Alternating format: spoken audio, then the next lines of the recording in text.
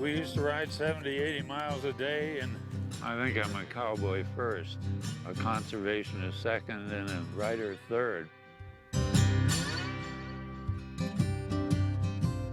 Nothing better in the world than the feel of a good horse and a good saddle.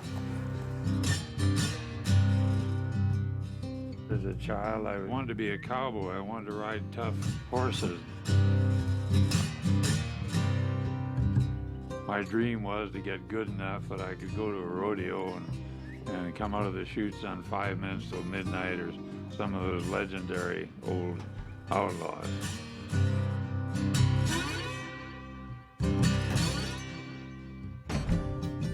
I never have turned down an adventure. And there are a lot of stories in my life yet untold.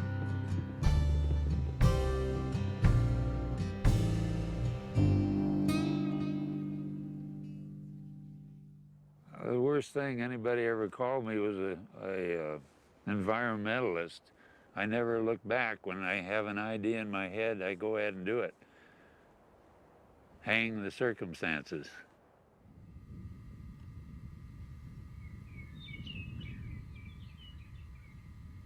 I always felt that man didn't have dominion over wildlife, as some religions claim. I think man rather has a responsibility to take care of all our other fellow travelers on this earth. In 1988, I went down to northern Nevada to buy some cattle to stock my ranch in Oregon. I passed a government wild horse holding facility in Lovelock. The corrals were packed with unhappy Mustangs, standing in boredom, gaunt-ribbed, heads hanging in sleepy stupor, lips drooping, eyes half closed against swarms of flies. They were just miserable. I was angry that they had come to that. I'd been growing up with wild horses and owed them for a lot of joy in my life, and I just had the feeling that I was the guy who had to do something about it. So I phoned my kids and told them to take over the ranch. I was going to go and find a place that I could set up as a wild horse sanctuary. People thought I was crazy to do that when I was 62. It's hard to believe that he had the energy to do that at that age, but Dayton's a man that has to have a quest. Once he got these horses as a quest, why, it's taken over everything else in his life. He's done so much just to get him here. He's fought the government, he's fought the neighbors, he's fought everybody.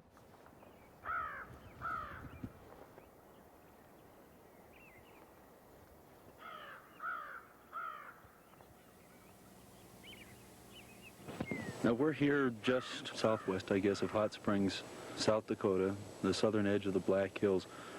What do you envision for this particular site? The potential for this land in the Black Hills here is just tremendous. Our idea is to put together some big fenced ranges for them where those horses can be controlled but can live a great lifestyle. In 1971, Congress had passed the Wild Horse and Burro Protection Act. So I had to get congressional approval to do a sanctuary. How long have you been working on this It's project? taken me a year and a half, and I think I probably spent 4 months of that in Washington, D.C. Talked to every congressman and senator I could buttonhole. How often do you have someone come to you that looks like he just claimed off a horse, that says, I've got a solution to a problem that you've had in Nevada for 10 years? Horse lovers see them as national treasures to be protected at any and all costs. Many ranchers, however, see them as dangerous competition for their cattle and would like to see far fewer of them. There are about 37,000 free wild horses in the American West, more than half of them right here in Nevada. But the federal government says that is simply too many. The wild horse is an animal which doesn't have any predators. So you do get a situation where they're breeding excessively and exceeding their range. They increase at the rate of about 15% a year. The problem is too many horses.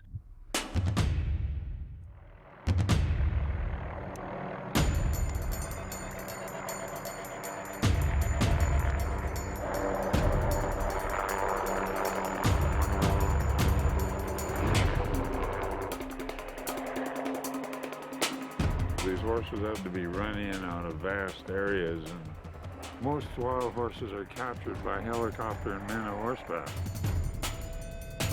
So even 20 years down the pike, wild horses will go crazy when they see a helicopter.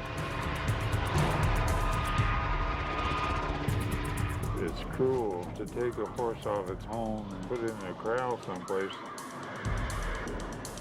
And it is a great problem for the government.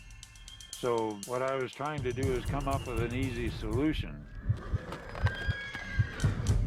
Everything we tried prior to the man walking into my office didn't work. Didn't even work a little bit. With Dayton Hyde, we at least have hope. I just was stubborn. People were telling me it couldn't be done, and that's the wrong thing to say to a cowboy. I stuck to it, and when I came here, I spent the first summer building 8 miles of new fence up over the rocks. Didn't want them getting away out into the neighbors' fields. And these wild horses had no sense of barbed wire.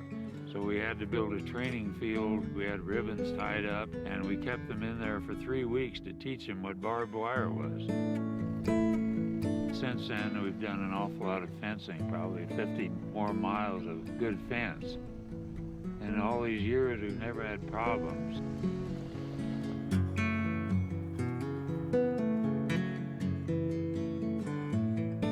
Today, we've got about 500 wild horses on 12,000 acres or so. I'm probably more concerned with animals and birds and nature than I am with the human species. The horses are my friends, so I have lots of company here in the Black Hills. I'm just another happy horse here, I guess.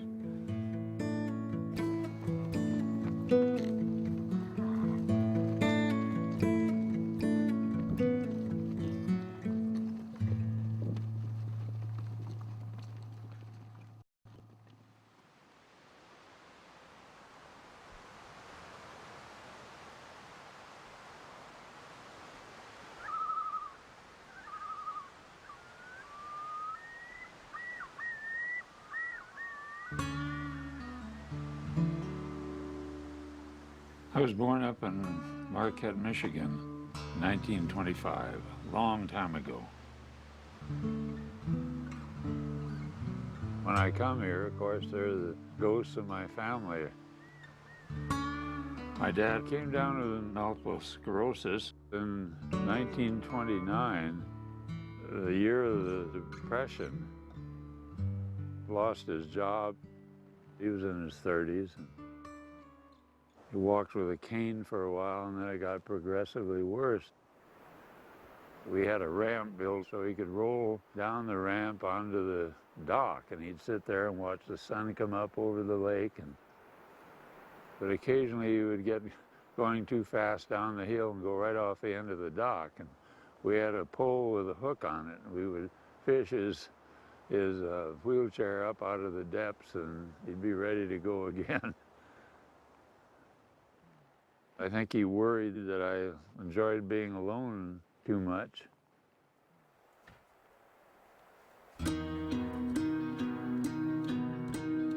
I hadn't seen another kid my age all summer, and there were a bunch of high school boys standing on the corner talking about transmissions and brake drums and things like that I didn't know a thing about. But I was desperately lonely, and I walked up and said, "Hey, you guys, I found a blackburnian warbler nest this summer, and it had 4 eggs in it." They turned and glared at me, and I turned and ran back to our cabin. My mother went off picking blueberries. I was supposed to babysit my father, or sit with him, and make sure he didn't need anything. And my father said, I got a surprise for you. There's a cedar waxwing nest right outside my porch. And he was all excited. I had old birds. They didn't not worth anything. And I just took off running. Oh, man.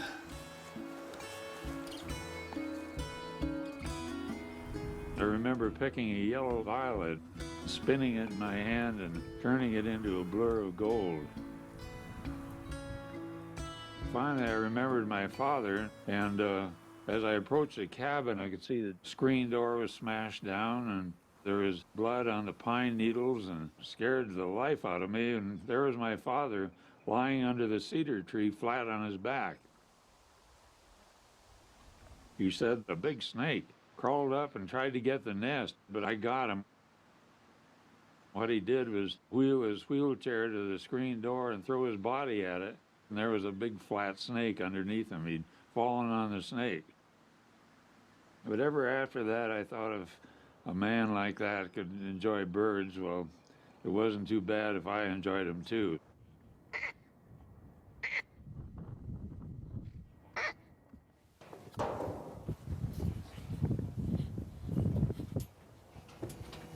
We just adding diesel to our tank for the pump.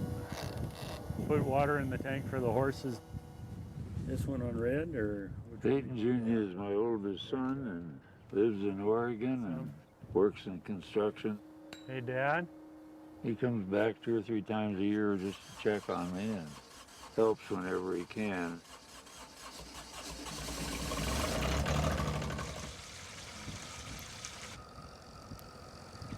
We're kind of kindred souls in many ways.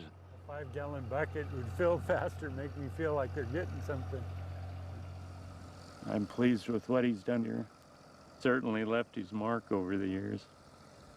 But I don't think I've got the same background as my dad does on horses. At home, we'll ride the trails just for the heck of riding, but nobody rides when they come here. 500 horses and not a single one of them broke. And I've seen a stud kill a saddle horse, so that it's not going to happen here. Anytime you get this many women together, there's always a lot of fighting.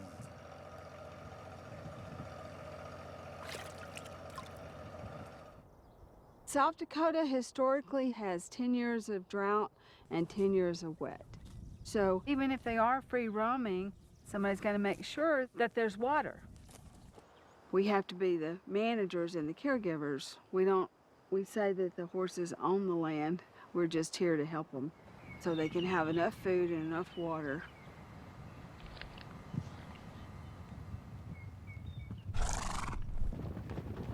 I was 13 and my uncle had written a letter from Oregon saying that his cowboys had just run in 30 wild horses and were in the process of breaking them.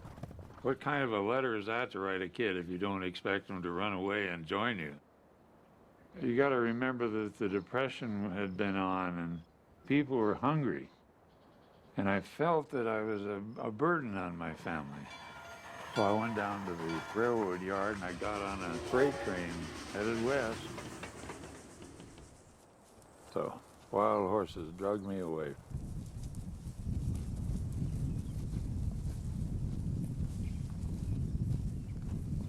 No matter now that I had neither spare clothes nor money, nor had I ever been more than 60 miles from a home. I'd yet to ride a horse, but at that moment, I was already a cowboy. I was a naive kid, I guess, but I think I was running away from myself. I got to my uncle's ranch, the Yamsi Ranch, which is in Chiloquin, Oregon. He had about 90,000 acres of range that he leased from the Klamath Indians. I was named after my Uncle Dayton, and I think he felt a certain bond with me because I was named after him and he loved my mother. We'd ran calves for 3 weeks straight, and haying season would come and it was hard work. Somebody described that ranching operation as one big mismanaged emergency after another. But I loved it and spent as much time with the cowboys as I could. And eventually, some of them showed me how to hold my reins and how to get on a horse so he wouldn't kick you in the shin. Little by little, I got to riding horses better and breaking colts and riding bucking horses. I spent all my time a horseback, and I always regretted having to get off the horse to go and eat.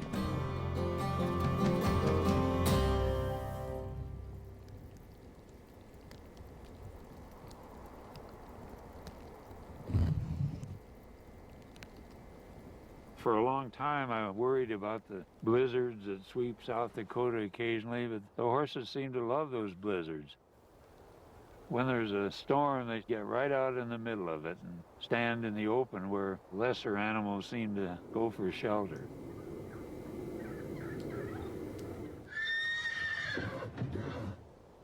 You ready? We're going to release this stallion into the herd and hope we'll get some wonderful paint babies from him. There you go, baby. There you go, baby. Take it easy. Take it easy. Take it easy. It's just a little step there. Hello.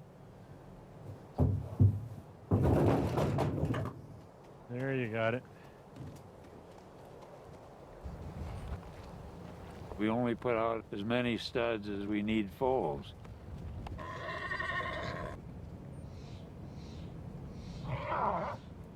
The stallion has never had his own band before, so he's gonna get kicked a few times, but he'll learn and eventually he'll stay in the herd. I don't know. Make sure he doesn't get kicked too bad. The reason we breed them at all is that there's some very valuable blood in these wild horse herds here on the sanctuary, and we want to keep that blood alive. Also, by breeding a few foals, we have something to sell to help support the sanctuary. And the mares are a lot happier and more peaceful, just a few babies to fuss over. I've been looking for you, babes.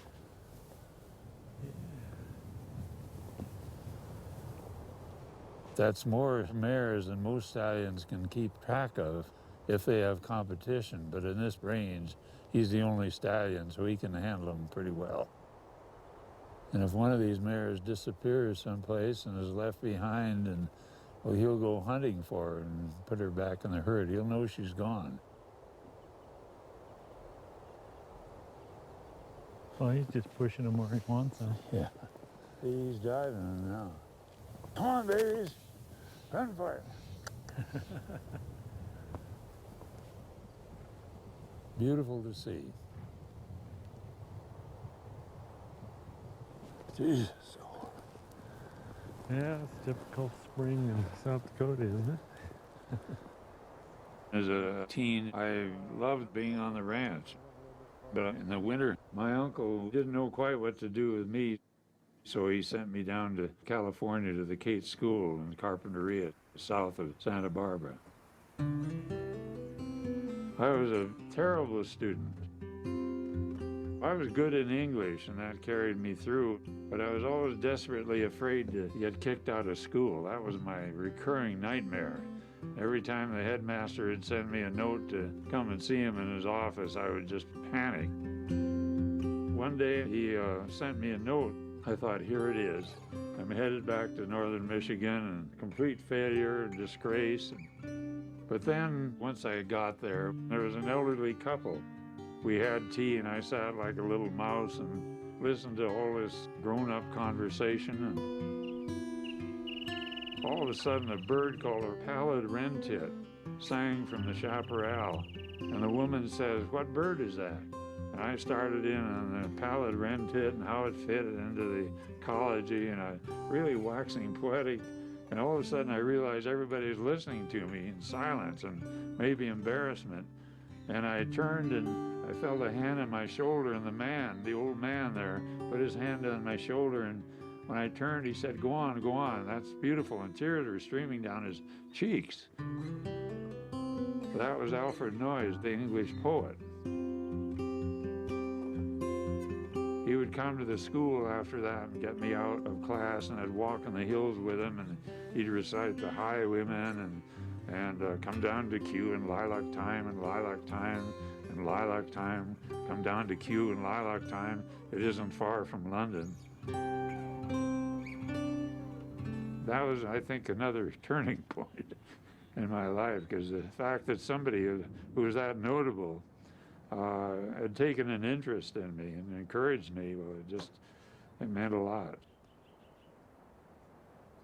By then, I wanted to be a writer, but I knew that I would have to do a lot of adventuring and a lot of learning before I would ever be able to write a book.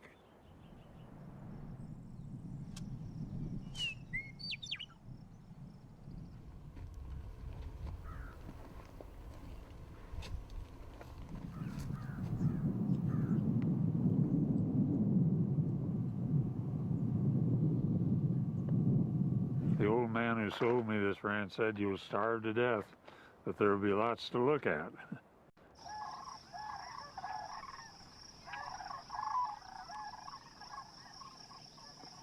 To me, the great tragedy in the West is the demand for housing. Our national parks and wilderness areas are overrun with people now.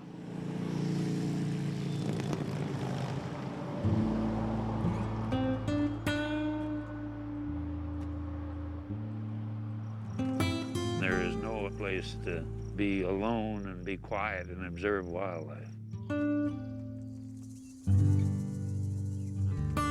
This land was sacred to the Indians because the river flows 4 different directions out there. 10,000 years ago, there were Indian villages on top of that ridge. There are a lot of cliff writings here and wonderful petroglyphs.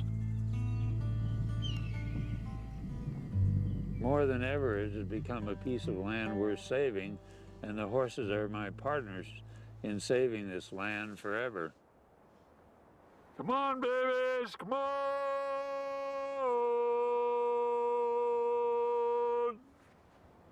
We have it set up now so it can never be built on. So in 100 years from now, when I come back as a horse, I'll have this place to gallop over.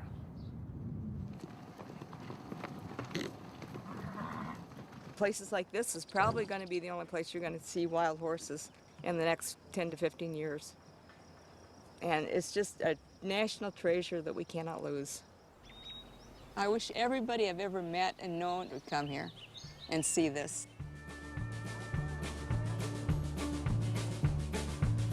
You're going to see a homestead up here to your left. A feller was named Ferguson that lived in it. He was here around in the 1870s, 80s. We hope to refurbish it, but once it falls away, then it'll be gone forever. We have visitors from all over the world. They've heard about wild horses, they've heard about cowboys, they want to come to the West and see it all. Oh, look at that old mare over there.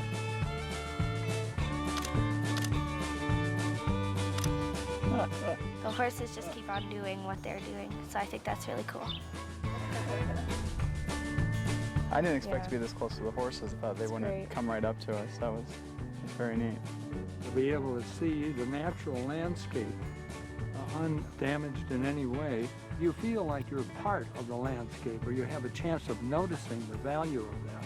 Hey, let's keep this. Let's keep some of this in our country. Let's not destroy everything with modernity. These horses here, about 80% of these is domesticated brood mares. About 20 to 25 of them horses are wild mares. We kind of call them our naughty mares because they kept trying to find boys when they were with the other horses. So we've got them penned up here where they're easier to see and where we could keep them away from the stallions. How can you tell if a horse is a girl or a boy? Oh, that's a good one. Well, a boy... That's a pretty good one. A girl uses... Just like you can man and woman. Yeah, just like you can a man and woman. That's the best way. Yeah. Their one horse was like doing horse stuff and beating up other horses. They're going, damn it. We petted the horse, it just sort of walked up to us. You usually see horses like kept up in pens or in barns. It's just really neat experience to see all these horses running wild in the prairie.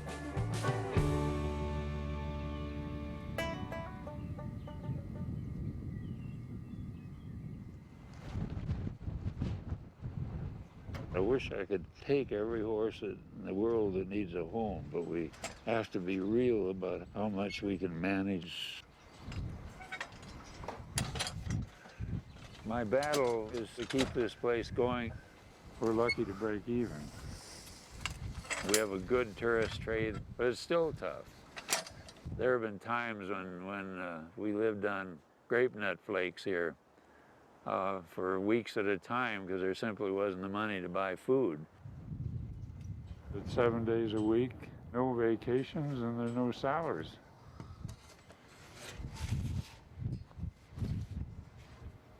We'll get it done one way or another, because that's what we're about. That feels good. Yeah, that makes my days. I get to talk to a horse.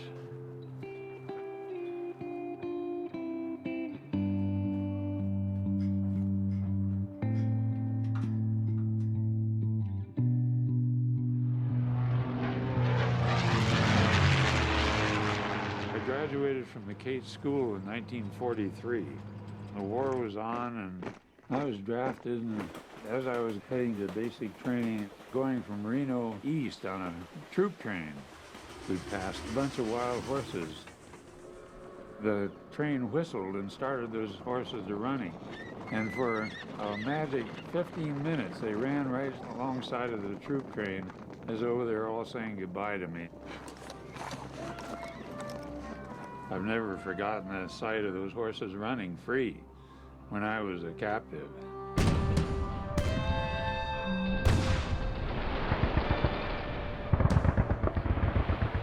I didn't go across an immediate invasion, but shortly after, where the beach was still littered with bodies.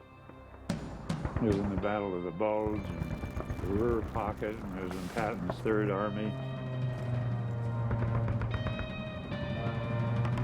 What I remember now is not the artillery shells going off and planes going overhead, but I remember the cold. Whenever we got a chance, we'd do a little fire and cook bacon, and I've never tasted anything better in my life. I was a long time getting back to the ranch.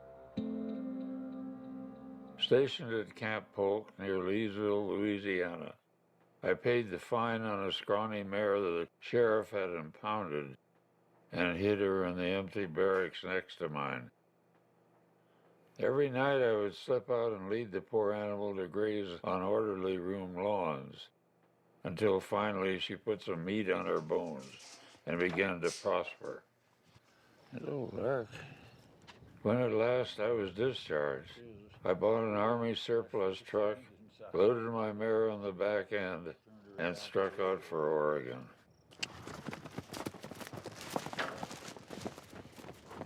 And there she goes out the gate right there. There she goes, Lark.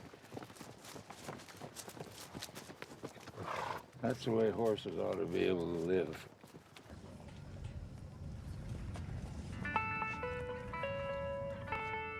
World War II changed the West.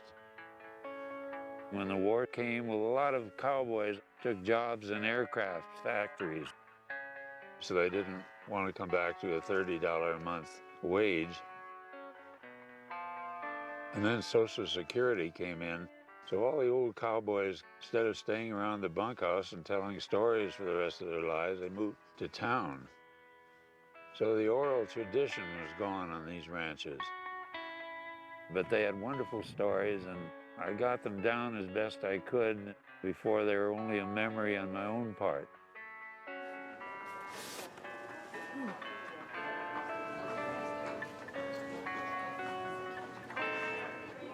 I had to come and see and meet you and tell you how much I enjoyed it. Thank you. I read all about you in the paper today. That's what brought me here. Yeah, I did the same thing. I said to my husband, I'm getting dressed and going over there. I'm so excited. Thank you very much. Writing has given me a tool to change the way people think and the way that people do things.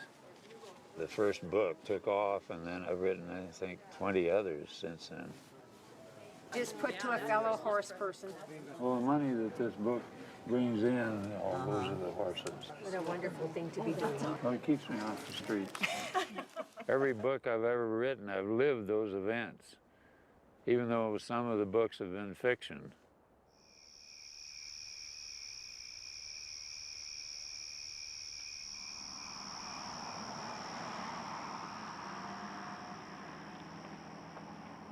Who's down there?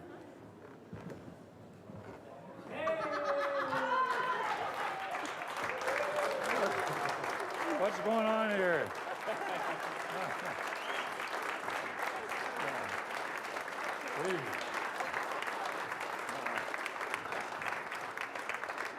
I made it all these years. I made it all these years. Looking good. How are you, cowboy? Oh, thank God. This is a major surprise, and I didn't realize how many friends I really had. I'm not a very vindictive guy, but I had one great enemy in rodeo.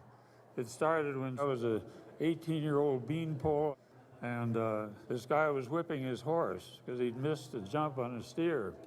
And I drew myself up to my 6'5" and said, "You'd fight a horse, but you wouldn't fight a man." He went right over his horse's ear and knocked me out. I came to, and the great cowboy Slim Pickens was pouring cold water on me. He said, "I don't know who you are, kid, but you're not too bright." I was just overwhelmed by the turnout here, and I'm sure that my uncle is smiling that I'm still using his jacket after 50 years. Thank you very much for coming.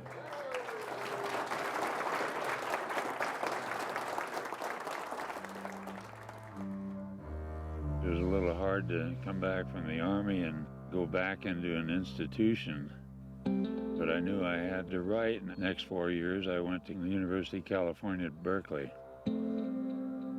When you go to a university as a cowboy, you miss the open spaces, and the closest I could get would be to go to rodeos. While I was doing that, I started taking photographs. Well, I think I'm gonna be alright, I'm gonna be alright. If I can hold on halfway through this night. Photographs gave me a lot of entree to a different world. I'd go behind the chutes before a rodeo and talk to those famous horses. Badger Mountain, Steamboat, and 5 minutes till midnight. I wanted those horses' autographs. Here's a photograph I took for Life magazine, which is a picture of the week. Here's a picture of my friend Slim Pickens that I took for Life magazine many years ago. When Slim was truly Slim, before he became a movie actor. He rode the bomb in Dr. Strangelove and made a lot of movies. Here's a picture of Slim Pickens fighting a bull with a cape. I'd lie down and take the photographs of bucking horses and Brahma bulls. Well, the night bird sings a sad and lonely song. The bulls didn't bother me at all, and wasn't as scared of them, so I decided that if I ever got a chance to be a bullfighter clown, I would go that direction. And a bull would be through bucking, so he'd go out with our cape and whirl around, and we'd distract a bull. We saved the rider from being gored. When you save a guy's life, he kind of becomes your friend. I rode some, but I wasn't the greatest bronc rider in the world, but I was probably a fairly good bullfighter at the time. I wanna hop a train and ride somewhere tonight. I don't care where I go, I just wanna get out of sight. Photograph here of me when I was 65 years old and came out of retirement in an exhibition to Brahma bull, fighting it with my sport coat jacket.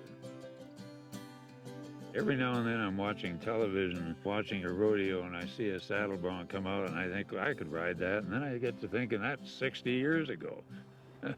It's hard to realize when you get old that you can't do all the things you did as a young man. Great run for her, 20.08, third in the average race. Here comes showing Mustang horses. Dad, do you want to move the cows, or can I just open the gate and push them up the hill? No, I want to. You want to? Okay, we're gonna do it at 9 then. Good night, Dayton. I'm glad you're here.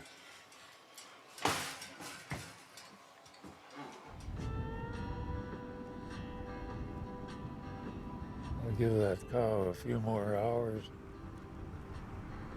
There's some acreage here that's not suitable to the wild horses. The cows are pretty good because in case we had an economic difficulty, we could always load up cattle and take them to the sale. Is anything calving? Yeah, one's gonna start pretty soon. Okay. Okay.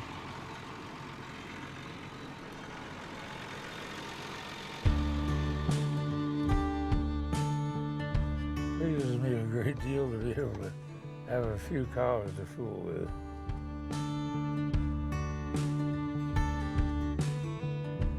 Now and again, a heavy cow, belly distended with hay and calf, flicks her tail nervously as the birth process begins, then wanders off, feigning nonchalance, seeking the shelter of the pines, where she finds a windfall screened from the wind and from prying eyes.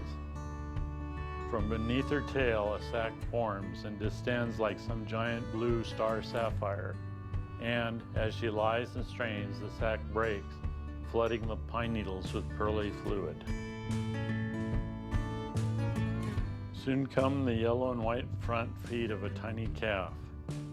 Then as she strains and rests and strains again, the first pink of the nose, then head, then strain on strain, shoulders, gaunt ribs, flanks stained yellow with body waste, then hips, and at last the calf comes with a final rush, breaking the cord.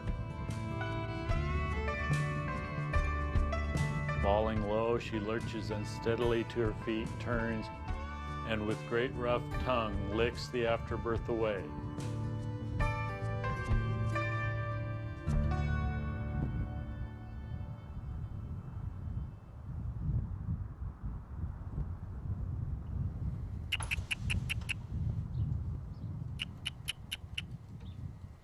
So how many generations does it take to hold a ladder? Yeah.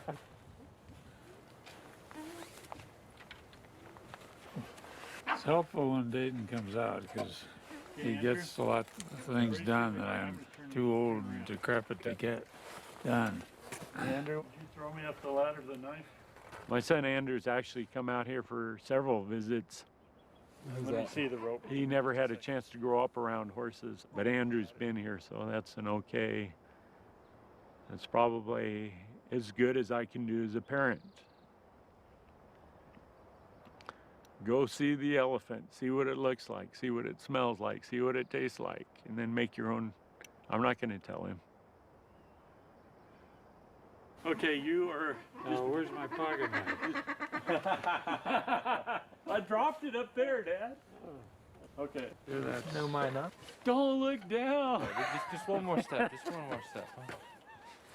One more step, Mr. Hands, and I'll shoot. It's harder than it looks, isn't it?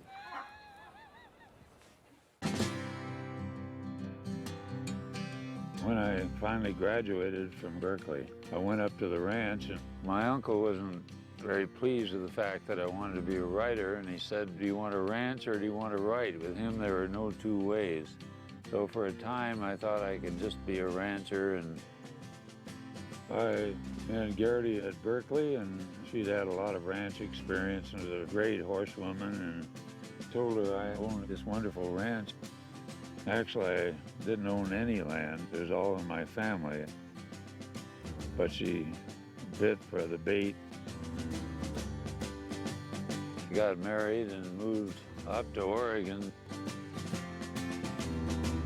When she got up there, it was too late to turn back. My frantically busy wife, who now cooks meals for an average of 20, trots hell-bent about our matriarchal domain, gathers, moves, doctors, and sprays the cattle, taxis children, runs back and forth to town for parts, referees other people's fights, wins her own, handles everything on the ranch her slothful husband forgot to do. And it is a constant challenge to her inventiveness to disguise from me that she can really do most anything far better than her husband. Surely the rural wife is the great unsung American. We got married, and that was in 1950. I was kind of homesick at the beginning, but I learned to love this country. Our oldest son is Dayton Jr., and then we had Virginia and Marcia, and then John, and then Taylor. They're about two years apart. Morning. Hi, Dad. How are you, sweetie? I caught up to Dad now. How many hips do we have between us, Dad? I don't know, a lot Five of hips. hippies. Yeah, 5 hips between us. Yeah.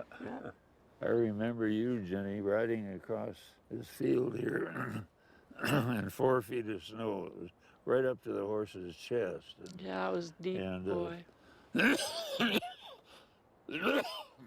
Every time he gets this pneumonia thing, I just have a terrible time.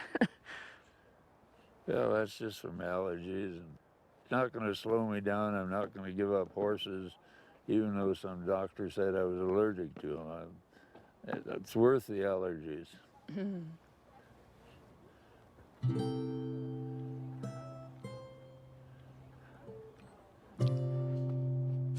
I live too far away from him, and I never get to see him. And he's so special to me. He's the best dad in the world. I can't get to South Dakota. I just can't manage it. So next time you see me, my knees will be working again, and I'll be able to ride horses with you. We'll go ride the meadows the way we used to do and ride up in the forest. Oh, that'd be great.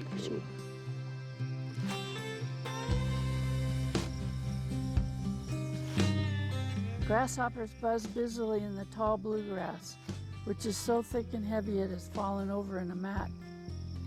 Blackbirds scold from fence posts as I pass their nests on ditch bank, grass clump, and willow. In the rickety old barn, a late nesting horned owl raises its brood.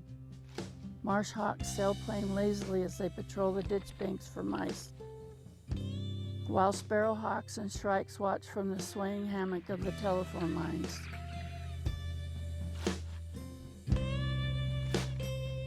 We had so many animals. Gosh. Toby, he was a porcupine. A coyote was digging a hole under him so he would tip over so they could get to the underside of him. And we couldn't drive the coyote away, so finally we just brought him home, and he was here for 18 years.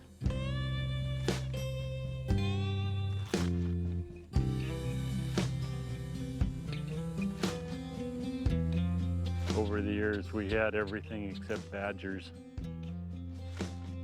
And I mean everything except badgers. But growing up, you were either feeding hay to the cows, or you're cutting it and baling it and putting it into the barn. I think that was the distinct seasons of the year. Where I was driving cattle from here to the marsh, or from here to the BK to here, or whatever. I was on horseback more than I was off, I think, in those days.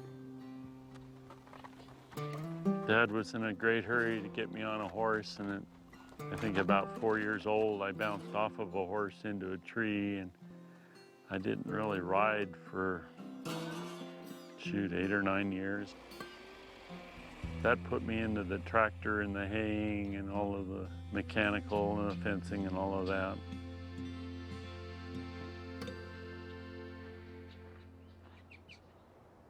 I think the ranch was a better father to the kids than I was, because he kept those kids busy and he gave them a work ethic that never failed them. I was so busy writing my books, probably I wasn't as close a father as a lot of fathers could have been, so.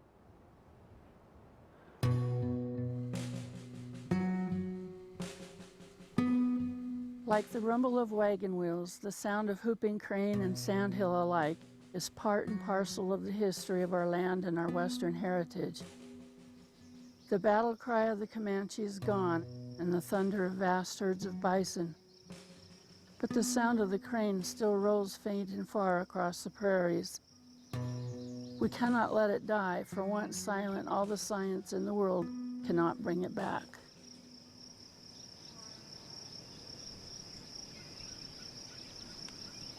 I was very concerned on the ranch and the marshes there because the sandhill cranes were disappearing.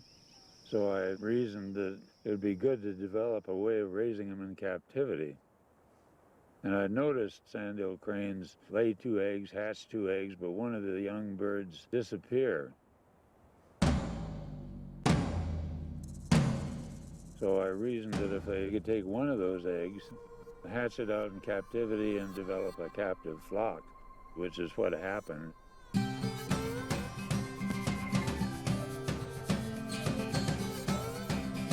I would spread my arms, flap them like wings, and Sandy would croak with delight and follow suit. Round and round the garden, over the back fence, out over the hot summer fields.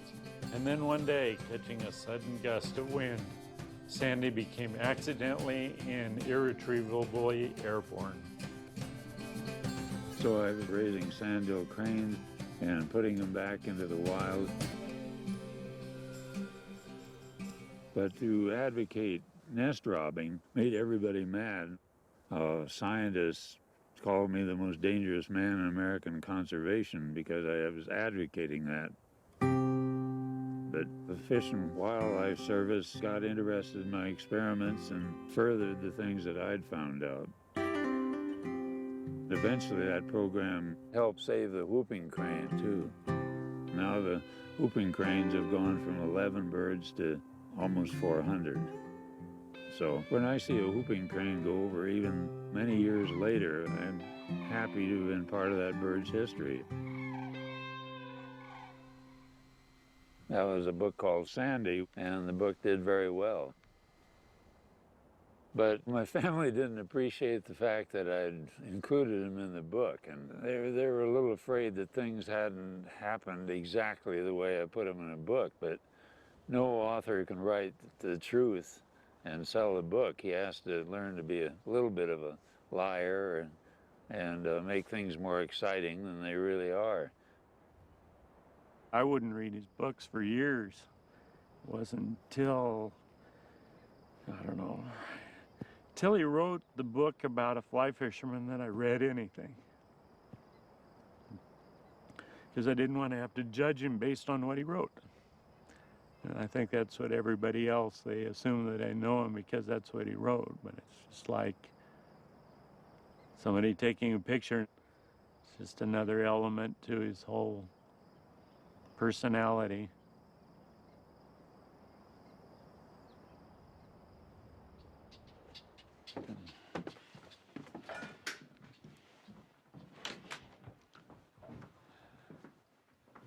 Well, the lake's still there this morning. Morning, Dad. Lake's out there. The pelicans were out in front this morning. It's just kind of a nice spot to come home to.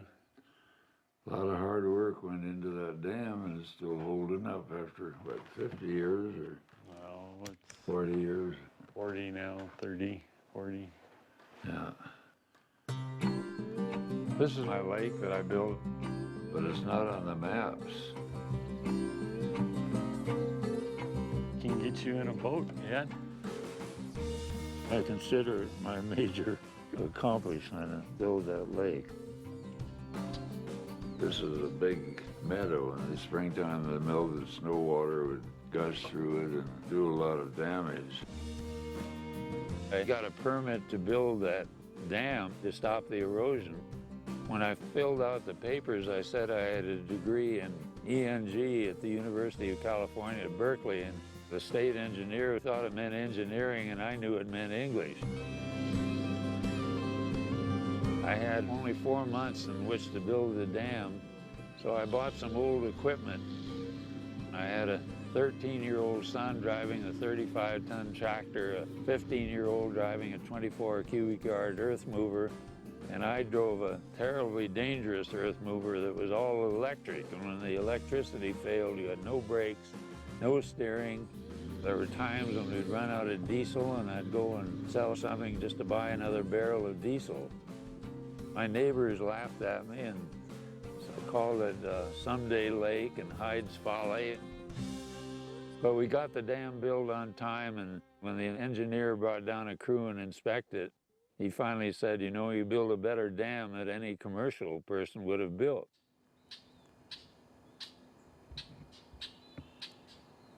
The lake has 3.5 miles of shoreline and is a stopover now for migratory birds. Hundreds and hundreds of geese and ducks and swans and all manner of wildlife use that lake now because it's the only water in miles. There comes the pelicans flying in. Look at, aren't they beautiful? And we have those in South Dakota too, so. I woke up this morning missing the horses, and even as beautiful as this place is, in 2 days I'm ready to go for the Black Hills.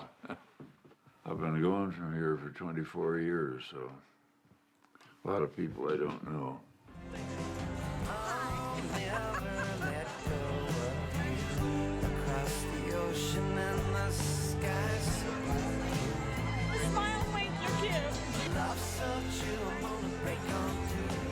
A lot of relatives are here, friends, family, people used to work here.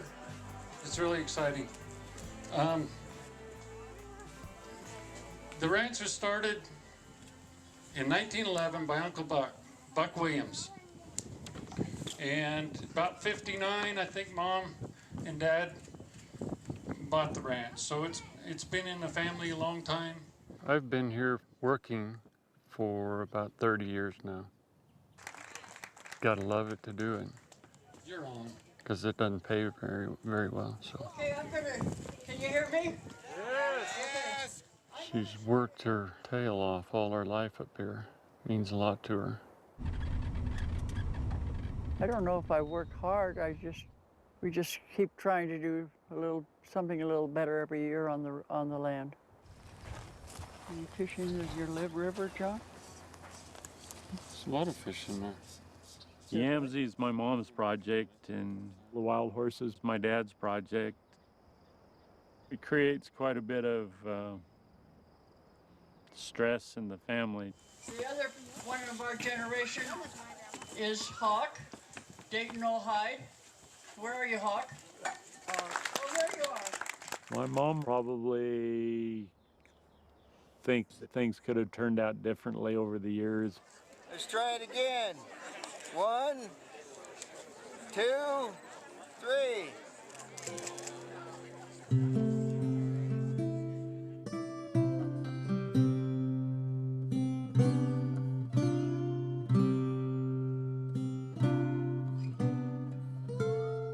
My daughter, Marcia, was a wonderful horsewoman, and she had a great sense of humor and made people laugh and filled them with joy.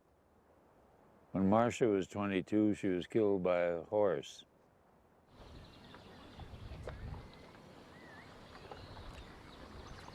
I was down at the lake writing another book. Marcia and her mother had gone to gather cattle at the far end of the ranch. Marcia got off to open a gate, and when she went to get back on, apparently the horse must have bucked or done something, because my wife looked around and Marcia was lying dead on the ground. Marcia was 22 when she died, had just been married and was about to get her first paycheck. And she was hoping to take her husband out and buy him dinner that night. It was a shocker. It just didn't seem fair to take her at that time. Losing a child is never easy. And I don't know if it changed anything. really, but with a big family, you just have to keep going. We had other children that needed to keep going also. Mom had tried to resuscitate her, and she was in the middle of nowhere with no help. And so she finally had to just let her go. And then she rode up to Deep Creek Ranch, which was about 1.5 miles or so, and get help. She just blamed herself, I think. I was up in Dayville at the time, and she got hold of me. She said, "Marcia's dead," and then hung up. And I didn't have a chance to say what, how, when, where, and it didn't dawn on me until we were down here and doing, you know, and I couldn't believe it. It just, still can't. Yeah. We rode a lot together, and I wasn't a very good sister, I don't think. I was pretty jealous of Marcia, but she had a magic with horses. She had a touch for them. She could take one that was sort of like a mean horse and make it just really nice. Yeah, it was hard. Yeah. It wasn't the horse's fault, and we kept that old horse to a grand old age. I think it helped me leave that land. Made me think that I was maybe vegetating there, and that there are things yet undone that I've got to fulfill. Dad used to have a very wonderful way of leaving a party. The correct way was never say goodbye, never say see you later or anything. The correct way to leave a party was, "Where's Dayton? He was here a moment ago," and you just left. You didn't. You expected things to continue. You didn't have to make this big show of saying goodbye. You simply left. I thought he would always stay on the ranch, but he decided to move on. He's a roamer, and I guess that's what he wanted to do. It was a little painful for everybody. But I think when you get to be our age, if you want to go do something, you better go do it. It was tough. I don't know. I don't know that I want to really discuss it. I wish I could have them all here with me, but they love the ranch in Oregon, and nobody wanted to come with me, and that's understandable. They had their own lives. He followed his dream, you know. I guess he needed that space and found his own way over there, so. Yeah, it's hard to see him go, but nice that he calls. I want my kids, I guess, to know that I tried hard in everything that I did. I rode hard and rode horses hard and ranched hard, and I'd do things differently. Everybody would, but I don't think I'd change a lot. I think I'd still leave the ranch in Oregon. I think I'd still be here. My solace is that Marcia would love what I'm doing now.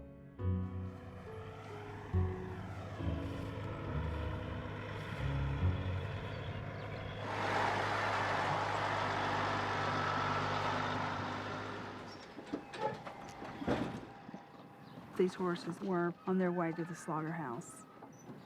And Ford Motor Company intervened, and they paid $19,000 to reimburse the broker for the monies he would have gathered from the slaughter plant for the sale of the horses. And then we stepped in and said we would give the horses a home.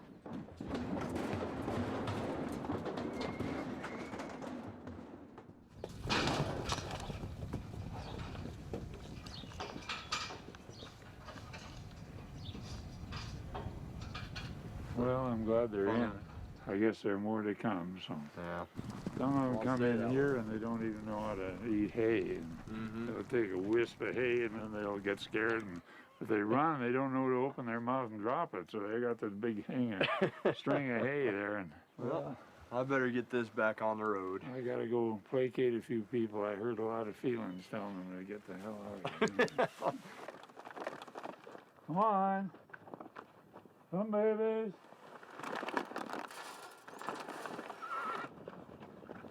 These horses are not going to suffer anymore. We'll see that they have a great life.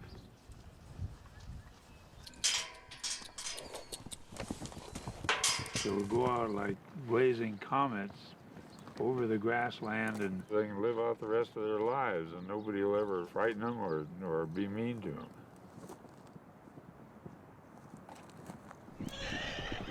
We hope to give them peace here.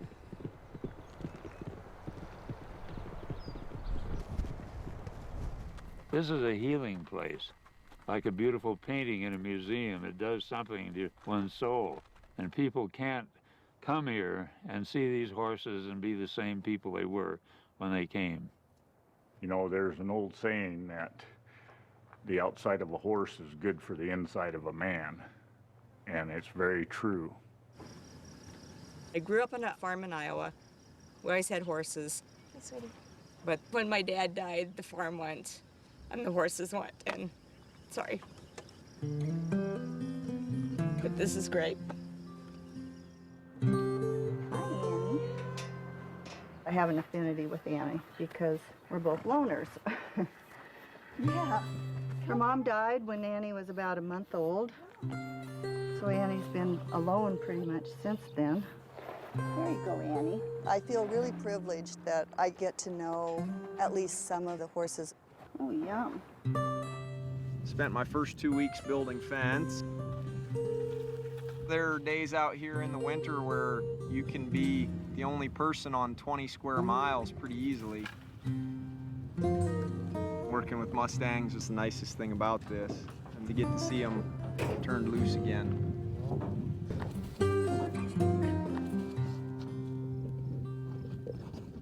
The horses teach me patience for sure.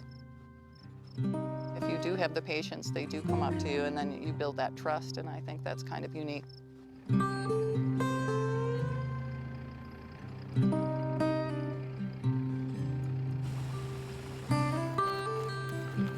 Oh, doesn't that feel good? This ranch is a working ranch with real cowboys and real horses and real cattle. When you're here, you feel whole.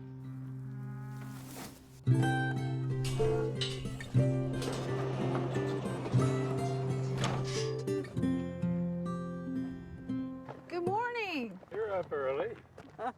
Only with the chickens. If we don't do it, if we don't save this land and save the horses, there's not anybody else to do it. So we have to do it. Come on. There's no choice. That's a good boy. It is our destiny. It's my destiny to be here. Bring her over here and let me see her. You did a good job, Gigi. This is a domestic horse, Gigi, that was born here, and she's just had her first baby today. You did such a nice job. Yes, it's a pretty baby. Wow. When I first came here, Dayton said, well, maybe if we had a domestic horse business, we could raise some horses and sell them, and the income from those horses could help take care of the wild horses. And that's what we did.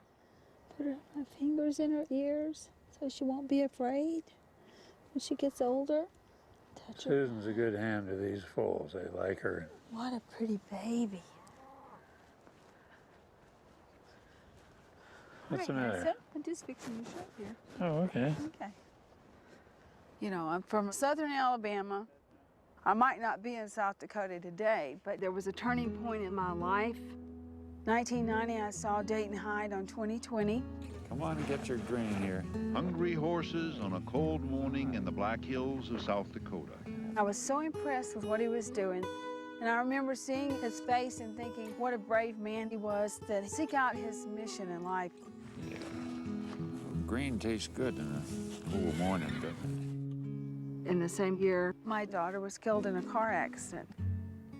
I was totally devastated. I mean, my world had just turned upside down. How could this possibly be? You know, she was 17. Her life meant so much to me and to so many people. And in 1995, my husband passed away.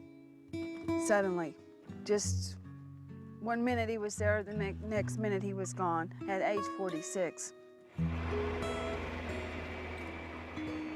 I would wake up in the middle of the night thinking, this is not reality. So I started looking at my life, and I wanted to be different than I was. I wanted to know what it was that I was supposed to do. And I went on a trip to Africa. And in a hot air balloon over the Serengeti, I'm looking down on the zebras and the wildebeest in migration across the grasslands. And all of a sudden, this face popped into my memory bank, his cowboy face.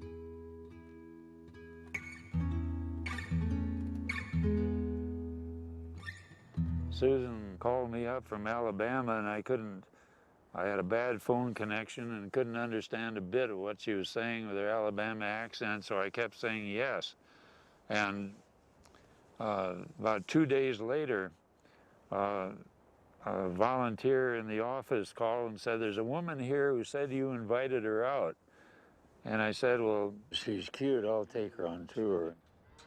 And she stayed here, and thank goodness she did, because I couldn't run this place without that help.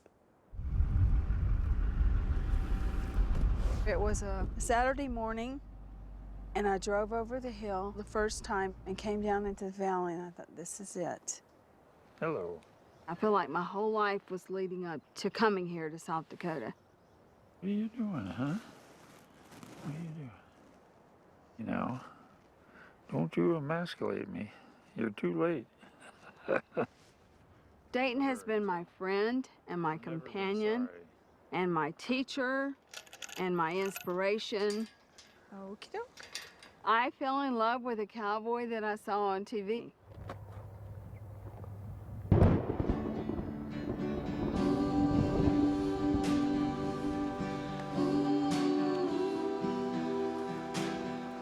You asked me what I wanted for my birthday. I wanted to watch it rain. Wow, and a rainbow to boot. Yeah, it takes a lot of burden off me, having somebody else to share the worries. It's been so long since I saw rain, I had to ask you what it was.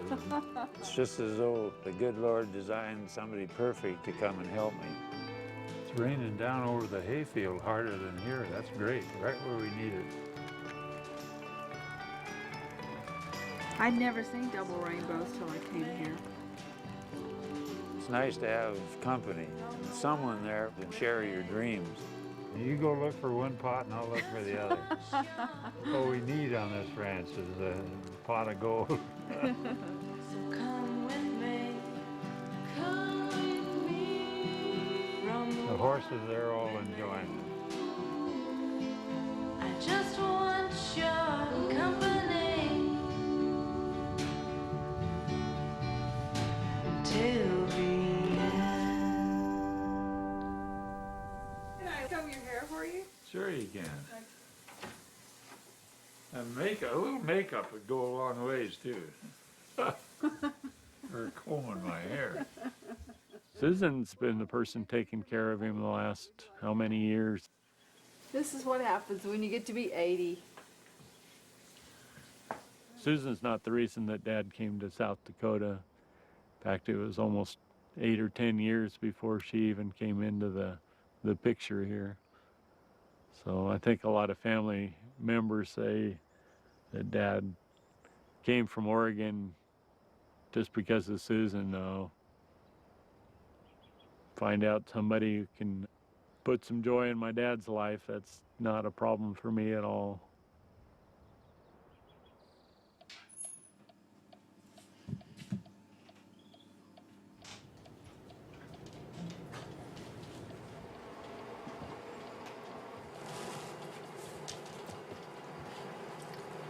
Hey guys, do you have a liquor license?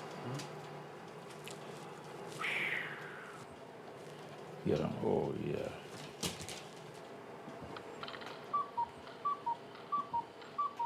I can't think of any of the old cowboy laws that aren't still applicable today.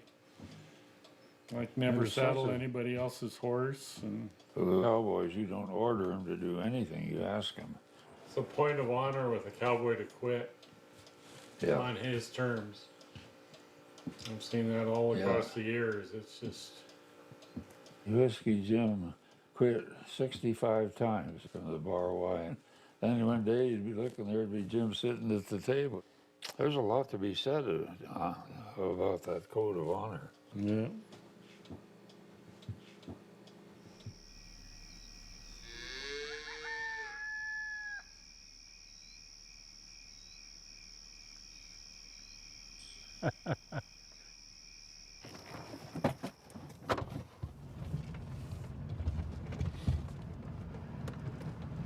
There they are. I've had friends retire and drop dead of a heart attack within a week. You might not be able to ride a horse, but you can still write a book or debate. Maybe a lesson for all of us. Big enough to be the boss of all these guys, huh? Are you big enough to be a boss? When I come here, I kind of realize that I haven't accomplished anything, so that I need to redirect what I'm doing and where I'm going and how I'm going about it. So.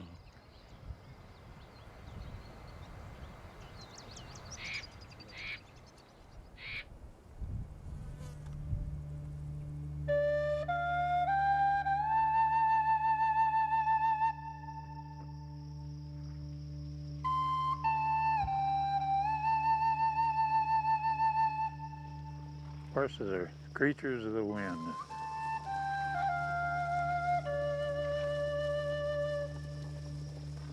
When these horses run, I just feel as though I can go out and run with them and gallop free on the prairie. It's overpowering, the beauty around you and all the things that you see and the hawks soaring.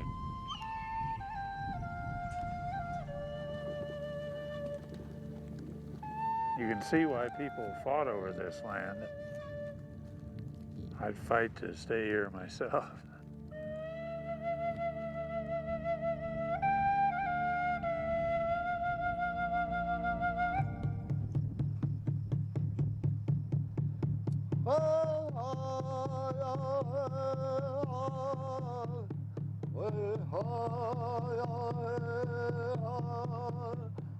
My name is Adunwa Ganatakan Yate. In English, Tom Cook. My wife and I have Sundance continuously for 37 years. Sundance is the greatest ceremony of the Lakota people. All of the Oglala bands, 7 of them, would gather together about this time and put up offerings to the sun.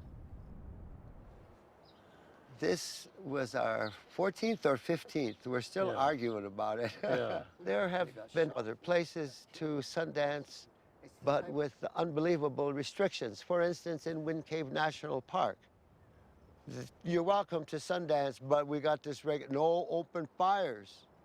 What do you mean? How can you talk to the sun without actually having a fire? We spent 10 years at Devil's Tower complaining about them climbing the rock in June while we're praying. And finally, we came here. This land is full of Indian spirits. Once, when I went into the cave there with a medicine man, we sat down. There was an immense wind that filled the place with dust, and we couldn't see each other sitting next to each other. And then that suddenly went, and you could hear voices and singing and the shadows of faces on the rocks. I don't know how to explain it, but there's something there that just isn't understood by present-day people. Dayton is a holy man, a man of great vision, respect, and appreciation for my father's. He provided us the support to dance here. On the first day of Sundance, we usually dance in the 4 directions, starting with the west, the north, the east, and then to the south. So as we were dancing toward the north, about 12 horses came up. My niece told me, she said, "Auntie, look, our ancestors arrived by horseback." And they were all at attention, really reverent. You could tell our ancestors arriving, you know, on horseback. That was how she put it. I saw it. And the horses came 5:30 in the morning. Hi, Loretta. Hi, Dayton. How are you, little Oh, father? I'm great. Dayton is about 3 weeks younger than my dad, so he called Dayton little brother. So that's why I call him little father. He's very tall, taller than my father's, but to me, you know, he's little father. Did you get to come up during Sundance? I came up. Ever seen a better organized Sundance than this? Just I think so. Beautiful. I would like to give him an Indian name this year, this coming year. And so we have to pray about that so that we can come and have a wonderful name for him. Something that embodies who he is and how he is to people and the horses. His feeling for this land is so reverent that the same thing that we feel, he feels. You know, you want to treat it the best you know how. We want this land to be better in 100 years than it was in 100 years past. We're fighting the uranium miners now. It may be my last great battle that I'm fighting it. In 2007, PowerTech Corporation out of Canada proposed a uranium mine upstream from the horse sanctuary. And Dayton heard about that and he got involved. Please don't be apathetic about what's happening, because it's very serious. We don't want to become the leukemia capital of the world.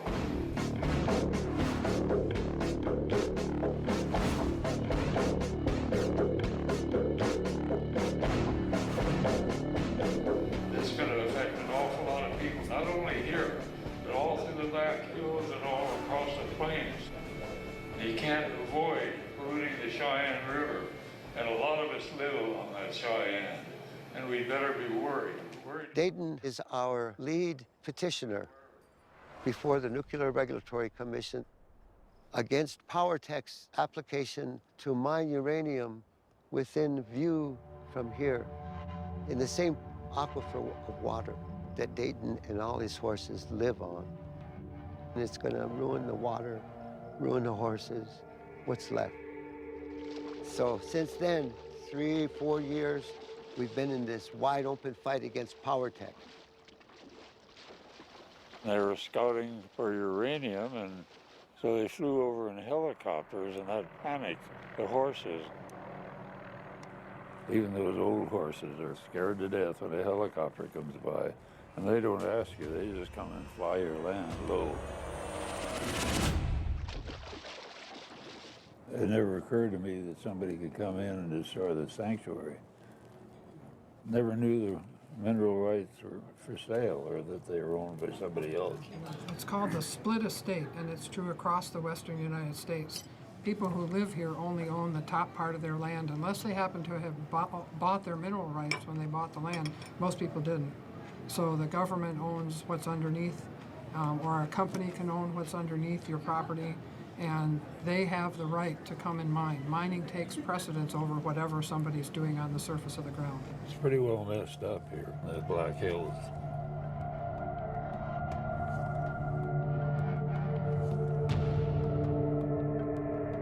All the money in the world and the best of intentions won't clean up a poisoned aquifer, and such pollution can travel far from the mining areas.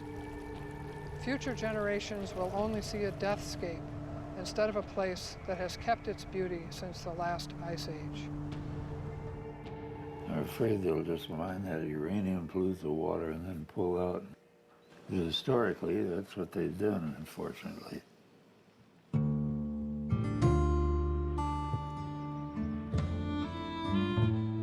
Edgemont is basically a very small town that's barely hanging on. There was a uranium mill there which spread radioactive mill tailings, which are basically sand, over the whole town. So they're a classic example of a boom and bust mining town. I was the mayor of Edgemont for 5.5 years, and this is, I guess, my opportunity to help the community as much as anything. I'm a chemical engineer, I'm an organic rancher, and a uranium miner. We have been in the permitting process for 6 years. I'm committed to getting the project up and going. This is a operating in situ uranium mine just south of here in Crawford, Nebraska. These little white spots are the wells. This is almost like orthoscopic mining. I mean, you drill a hole, you go in, you get what you're after, and you leave with the minimum amount of impact to the environment. The mining company can say all they want about controlling everything they do, but they cannot suspend Murphy's Law that things are going to go wrong. It's frightening, really, and why they're even considering permitting such use, I don't know. It's beyond me. I'm writing editorials, and I'm working very closely with the Sioux tribe. We're fighting it in state legislature any way we can. I'm going to be right there, cowboys fighting with the Indians.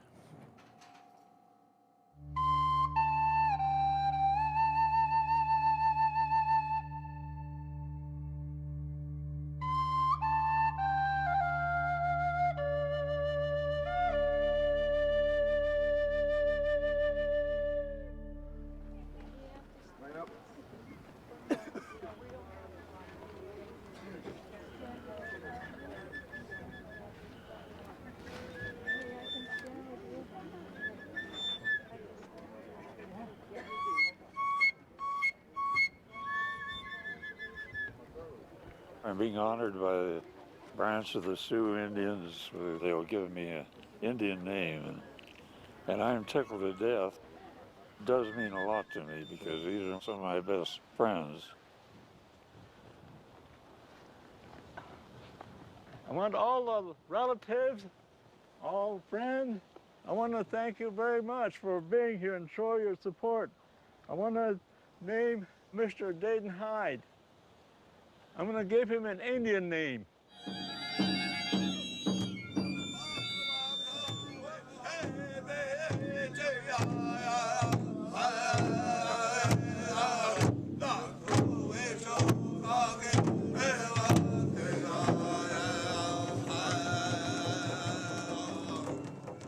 Dayton Hyde, Lakota Chajuanchich Ukte. Wapia Awayanka. Wapia Awayanka. Wapia Awayanka. Wapia Awayanka. Protector of all ceremonies.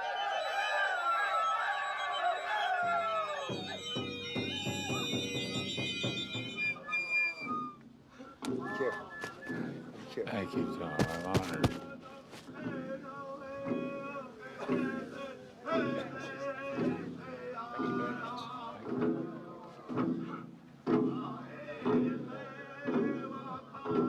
Thank you for letting us be here. Our pleasure. Thank you, Mr. Hyde. Wapia Hawaiianka. Thank you. Huh? Yeah, good. Those turkey feathers.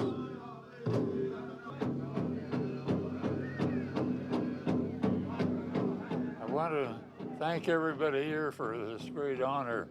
It does mean a lot to me, and I hope that others will continue to support this very spiritual land here. It's up to every person here to keep those miners from digging holes in this land and take care of this place.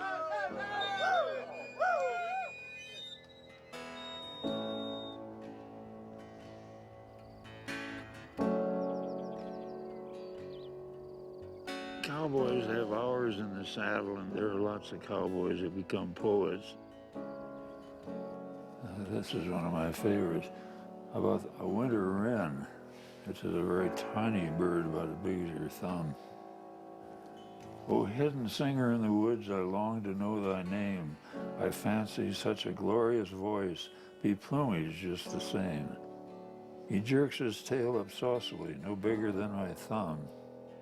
this tiny tyrant king of song whose music strikes me dumb. A half a century has passed since I saw that winter wren. It's time I went to Michigan to look him up again. I don't think I've ever ceased to be that lonely kid in northern Michigan. Many a man has loved several women, so I love several places, the ranch in Oregon and the prairies of South Dakota and the Black Hills. That's one of my regrets, that my father was never around to know what all his kids became in life. He died early and when our lives were still forming.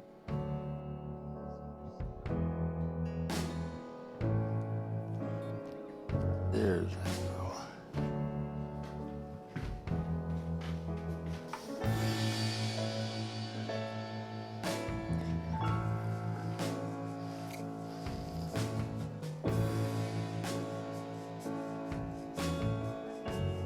I don't know what they are. The doctor just gives them to me, and I take them with blind faith that they'll add another few miles to my life.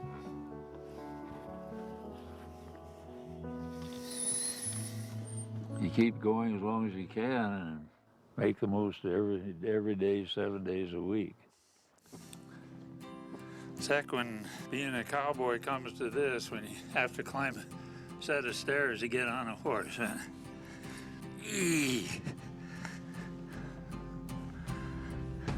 Oh man, that feels good. You just don't stop. You just keep on going and looking and trying to figure out what can make life important, the next step. One old cowboy can do quite a bit. Well, it's up to you to continue to dream.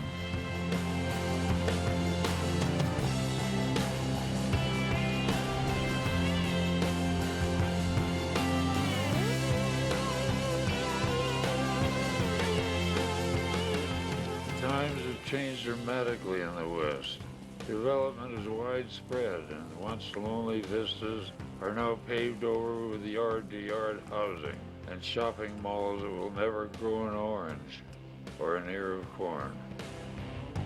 But we must never forget the beauty and importance of our wild horses and their right to run wild and free. I can sense this freedom when I watch bands of Mustangs thundering across the prairie haven, for no other reason than the pure joy coursing through their veins.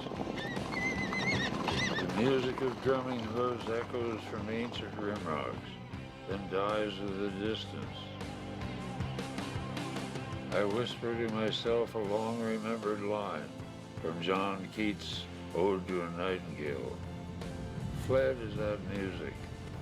Do I wake or sleep?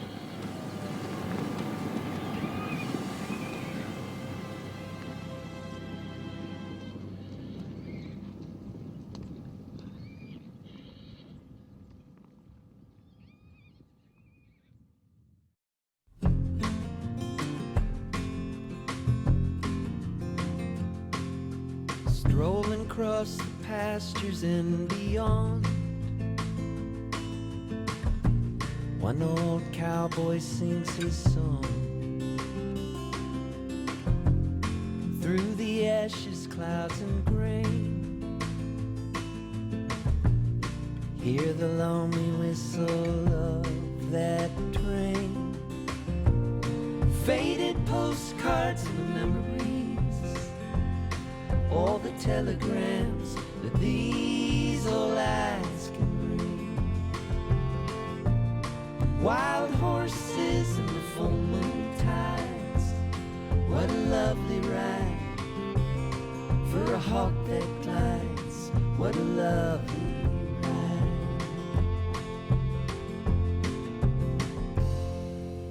ride. South Dakota summer rains cool the buffalo out on the plains, and as he rides into the night, the silhouettes are dancing by the firelight. Faded postcards and the memories, all the telegrams that these old eyes can read. Wild horses and the full moon tides, what a lovely ride for a hawk that glides, what a lovely ride.